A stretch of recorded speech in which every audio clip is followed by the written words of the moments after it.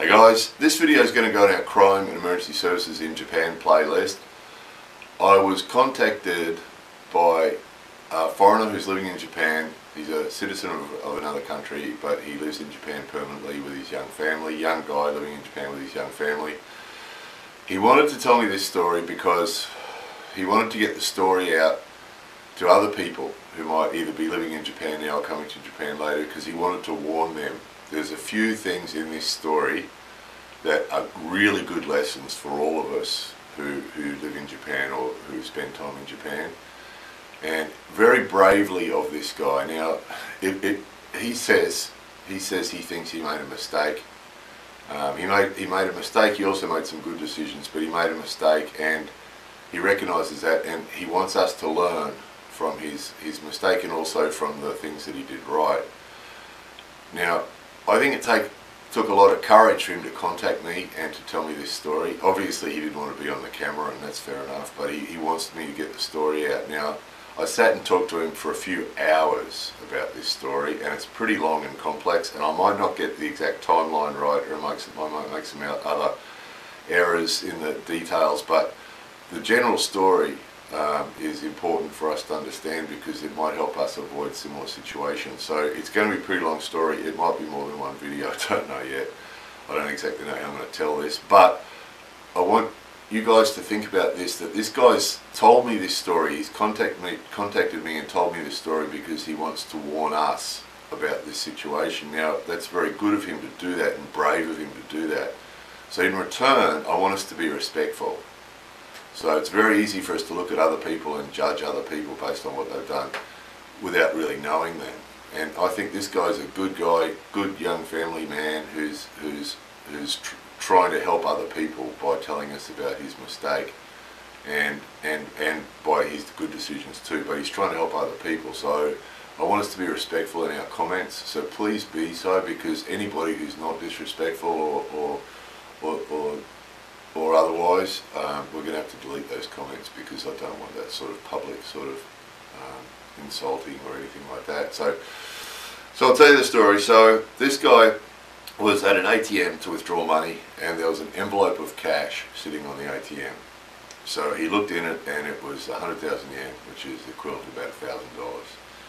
So he told me that his thinking was, if he took it to the police, that he wasn't sure what they'd do with it, because in his own country there's a good chance if you hand $1,000 to the police, they'll just keep it.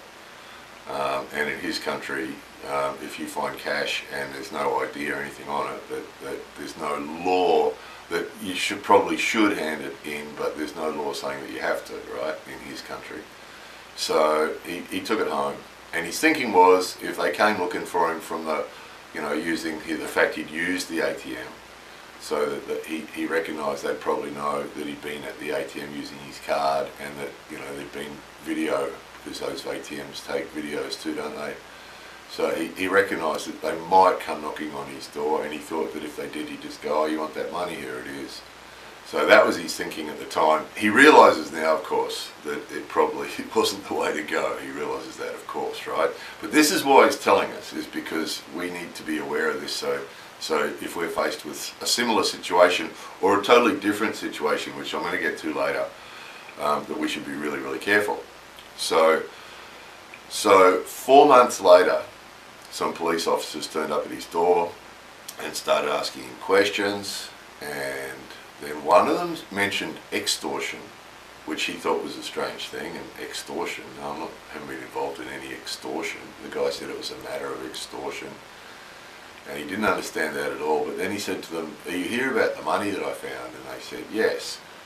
So he didn't have the envelope anymore, and he didn't have all the exact cash anymore, but he went and got $1,000, 100,000 yen, and said to them, here it is, And they said, no, we won't take that. And so then they took him to the police station, and they interviewed him for a couple of hours, and they were trying to get him to sign a statement, all in Japanese, and he wouldn't sign it. And then after a couple of hours of questioning, suddenly they just said, okay, stand up, and they handcuffed him and they arrested him, and then they put him in detention in a cell. And I might not get the exact timeline right here, guys, but you'll get the idea. So I think they kept him in that cell overnight. Just describing the cell for you as he described it, pretty similar to this room by the sound of it in some ways, in that it was just an empty room with a tatami floor and bars and a toilet in one corner, and pretty strict jailers, pretty strict custody officers, as you'd imagine. We've heard that before, haven't we? You know, he actually said too, he said that the police were very polite and very professional, which, you know, every video we've ever made about Japanese police, we've always said the same thing. Every encounter that we've had with Japanese police has always been very polite and very professional. You know, I've had a few speeding tickets. I went the wrong way up a one-way street once, you know, and every dealing I've ever had with Japanese police, I've showed you a few. There's a few videos on the crime playlist with dealings with Japanese police, and they've always been extremely polite and professional. He said these guys were too. Very polite, very professional, quite pleasant to deal with, he said. So they were good, but the custody guys were pretty strict. But that's probably because that's the way they see custody. That when you're in custody in Japan, that it's a fairly strict environment, you know, because it's supposed to be hammering the independence out of you and making you conform. You must conform, sort of thing. So pretty scary, horrible experience. Like listening to him tell, you know, I would have loved him to be able to tell you guys directly, but you can imagine, you know, it takes enough courage to tell me the story without telling it on camera. But just a traumatic. I was just in shock listening to the story, and it was just horrific because he had no idea what was going to happen. They didn't tell him what was coming next or anything. He just had to sit in this room. Then they put him into a transportation van and took him to another city where he had to, might have been the next day, where he had to, they interviewed him a few times, a few hours a day, and then they took him to another city and interviewed him again, and then took him before the prosecutor. And they, all through that, every step, they're trying to get him to sign these papers. You imagine it would be sort of like a confession. It's a statement, but it's sort of like a confession. They're trying to get him to sign. No surprises really so far. This is exactly what we've heard in the past from other people who've been through similar situations, you know, sadly. So then they put him before the prosecutor, and the prosecutor's trying to get him to sign things. And the prosecutor was quite aggressive and quite unpleasant, apparently. And so then they took him before a judge. It sounds like it was a judge like the ones that approved for them to be held. So the judge approved for him to be held. So it's, what is it, 25 days or something you can be held, or 45 days, whatever it is, might be 25 days. You can be held in Japan without charge, just for them to fulfill their investigations. So he told me that he got information from his embassy that said that about 5% of people that are held in custody in Japan are released from custody within a week. So about 5%, and then, you know, a few more are released within 2 weeks, and, you know, so you can really expect, if you find yourself in this situation, to be in custody for a couple of weeks, at least, you know, up to a few weeks. And then I've heard stories before about how if they change your charge, that they can hold you over again for another few weeks. So the system really works against people who are charged with things, you know. So the prosecutors and the judges are usually on the same side. They usually work together. So it's a different system from some other countries' systems where, you know, the prosecutor and the judge are separate. In Japan, the prosecutor and the judge sort of work together, which is pretty scary, isn't it? So it's all against you. It's all against you. So they kept getting him to try and sign things, kept getting him to try and sign things. So eventually, he got they offered him a duty solicitor, like a free legal aid type solicitor, but his friends organised a paid lawyer to come. I'll tell you the costs just so that you get an idea, because it's probably good for us to know as well. It was about $8,000 for the lawyer. And the lawyer came, and he sounds like a good one. He came and reassured him, and then he said to him that he's going to negotiate with the victim. Right now, I just want to get onto this. Now, this is a huge story. I'm not sure how much we're going to get done in this time, but The reason the police said it's a matter of extortion is because the person who left that cash on the ATM has done it before. And the way the Japanese system works is, if someone accuses you, now we're not telling this story, don't just think about finding money on an ATM. It could be finding money on an ATM. It could be someone picking a fight with you in the street. It could be somebody, a married woman that you don't know is married who seduces you. All these things could fall into a situation, and a whole heap of other situations that I haven't described, where you could find yourself in a situation where you could break a law by getting into a fight with someone on the street, or by sleeping with a married person, who there's laws against that in Japan, or they can trick you. Now, sleeping with a married person, there are stories about gangsters who have had their wives sleep with other people, seduce other people, and then the gangster guy sues that person for damages, which you can do in Japan. If someone sleeps with your spouse in Japan, you can sue that person for a lot of money for damages. Now, we've heard that story before. Or they pick a fight with you. If you're charged with something, the alleged victim, now the police seem to know that this woman who left the money on the ATM had done it before, right? And they said this is extortion. So when they said extortion, they didn't mean our man had extorted anybody. They meant he was being extorted. And this person was actually using, all those people, it could be a group, were using the Japanese legal system to extort money from this guy. So it was a trap. They'd left the money on the ATM, he'd taken it, and then of course, because of the camera and him using his card, they've reported to the police that their money was left on the ATM, it's been taken. Then he gets charged, and then they become the victim. The person who left the money on the ATM becomes the victim, and then the fine for that offence, for that stealing offence, is about $5,000. So that when the lawyer came to see him, the lawyer said the fine for this offence is about $5,000. So if we offer $5,000 to the victim, they will drop the charges, and then you won't be convicted, and you won't get a conviction against you. Because if you got a conviction against him, obviously he'd have a big fine. He might be deported as well. So obviously we don't want to go down that track. So the lawyer says, if we pay the victim $5,000, they drop the charges, it'll all be over, right? So so the police recognised, the police told him this is extortion. So they knew that he was being extorted, and these criminals are using the Japanese legal system to extort money from people. So that's why he wanted to tell us this story. Look, don't be trapped. Don't be tempted if you find a wad of money somewhere, cash somewhere, you find some cash somewhere, don't be tempted to walk away with it. If, someone picks a fight with you on the street, we've talked about that years ago. You never want to get into a fight with a Japanese person in Japan, because if it goes before a court later and they want to,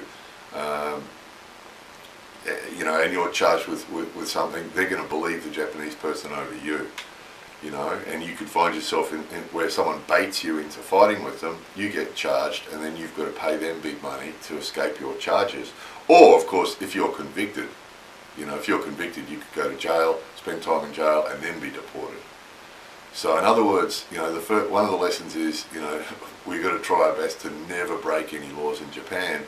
And the next one is look out for these traps, because some of them would be really subtle, like picking a fight with someone. If someone picks a fight with you on the street, you could feel as if you're within your right to stand up for yourself.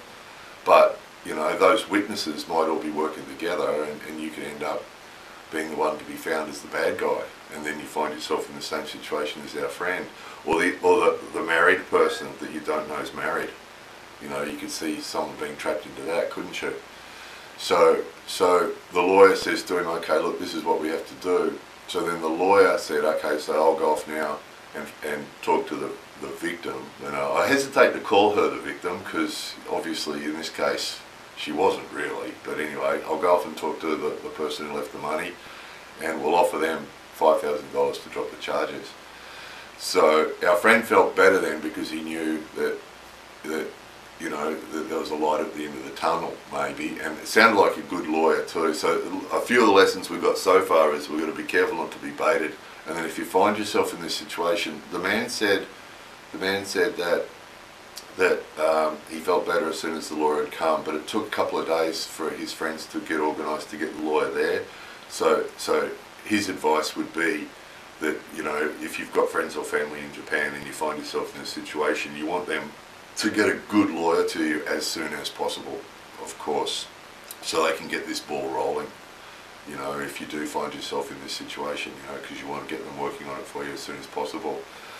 Because of course in Japan it all takes time, so all this story is taking days and days, and in the meantime he's sitting in an empty room. He said that tatami room was just an empty tatami room with nothing in it. And at night they'd take him off out of the cell and down the hall to a place where he had to collect a futon and a pillow and come back and lay that down on the floor and sleep on the floor.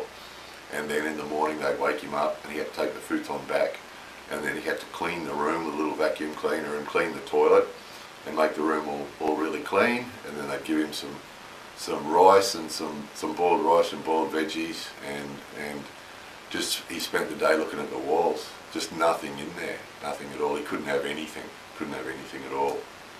So just a nightmare experience, you know. So I'm going to have to leave it at that for now. So we've got to the point now where the lawyers contacted the person and offered them the $5,000. No, look, I'll try and finish this up. I'm sure we'll have to make a follow-up for this. I'm going to talk to him again. But so the lawyers offered that person the $5,000, and of course they've accepted it, right? Because that was the whole motivation for him in the first place. So he's offered them the $5,000. They've signed some form, and then so at this point we're up to about 6 days or so, and they've taken the man back to the prosecutor or back to the judge, and then he finally, oh, this was the other important point. He finally said, look, you know, I understand now that I made a big mistake, and it was a bad thing to do, and I'm very, very sorry. And they said to him, what would you say to the victim, you know? And I'd say to the victim, I'm very, very sorry. And he said, this was really important part. He said the attitude of the judge and the prosecutor changed a lot. When the lawyer advised him to sign the paper, and he signed the paper for the lawyer as well. But he said that the really important part of this process was for him to be remorseful. And that he said the attitude of the prosecutor and the judge changed totally when he said to him that, look, I made a really bad mistake and I feel really bad about it, and I'm really sorry for the victim, I'm really sorry for having made all this trouble. And he said the attitude of the prosecutor and the judge changed straight away. And he said that seems to be a really important part of the story, because the point is, once you've been charged with something, once you're actually being charged, they have a 99% conviction rate. So they only charge you if they've got enough evidence on you to get a conviction. So in other words, once you get, at first denying it and saying I didn't do anything wrong is obviously a good way to go. But once you get charged, once the prosecutor actually charges you with the offence, they've got a 99% chance of conviction. So it's really better at that point, if you actually really did the thing, it's actually better at that point to go, right, look, I recognise that, you know, I made a big mistake and I'm terribly sorry for it and terribly remorseful, and then once they see that, he said their attitude totally changed. The prosecutor and the judge's attitude totally changed. So he said that seems to be an important part of the thing. So, and that sort of makes sense. The Japanese, I've heard this before, and it's also typical of Japanese society. If you make a mistake, you know, we see it on television all the time with company presidents here and things like that. If someone makes a mistake, you know, deeply remorseful is really important. So he was taken back to the original place where he was held, and he was held in detention again. And I think it was the next day that they suddenly said to him, right, come with me, and they took his handcuffs off and gave him his clothes back and took him home. And it was over because the charges were dropped, because he paid that $5,000, and the victim had signed a thing to say that they wouldn't be pressing charges. So, and then because he apologised to the prosecutor and the judge, they considered it to be at an end as well, because he was remorseful. So it cost him $13,000 in the end, $8,000 for the lawyer and $5,000 for the scammer, basically. So a whole heap of lessons there for us, guys. Just we got to be so careful not to get baited into a situation that's going to get us into trouble. Anything at all that's going to make us break any laws. That it's just too scary for words, isn't it? And then at first, of course, if we can just not make any admissions at first, but once we get to the point where we're actually being charged, 99% conviction rate. So if you actually did make a mistake and do something wrong, then it's a good idea to come clean and be extremely remorseful. He was very respectful and very polite to the police all the way through. He said that seemed to make a big difference as well. It's different system in Japan. Society's different. Being combative in some other countries is a natural part of the legal process. Where our defence and our we fight against charges and things, and it's very combative. And it sort of doesn't seem to work in Japan. It just makes it worse usually. So, of course, if you're innocent, if you didn't do anything and it was a total mistaken identity or something, it'd be a different situation. But, in a situation like this one, the steps, the things he did right was, denying sort of that he'd done anything wrong. His explanation was it's a cultural difference, that in his country, handing it to the police would be a mistake because they'd just keep it. And that cash with no identification on it, keeping cash you find with no identification on it, wouldn't be seen as a problem in his country. So he kept saying to them, it's a cultural difference, but that doesn't mean anything, of course, to them, because we're in Japan. So, he said, he tried to explain it was a cultural difference, that there was no problem with it in his eyes.